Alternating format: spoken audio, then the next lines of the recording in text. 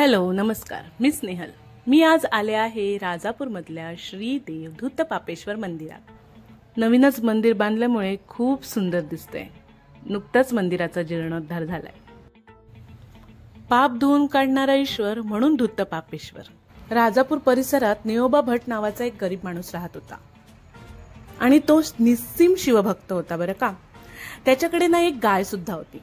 तिने अचानक दूध देणं बंद केल्यामुळे त्यांनी तिच्यावर पाळत ठेवली आणि रानात जाऊन बघतो तर ती गाय एका झाडाखाली पाना सोडत असल्याचं त्याला दिसलं।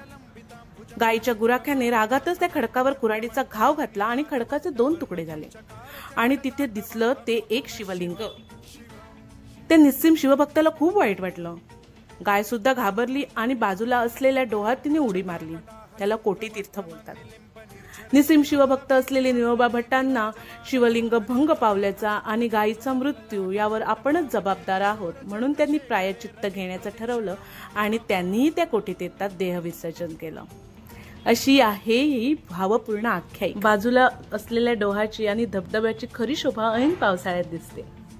तुम्ही या मंदिराला नक्की भेट द्या आणि व्हिडिओ आवडला असेल तर नक्की लाईक करा। दिगंत संतती प्रमोदमान मानसे कृपा कटाक्ष धोरणी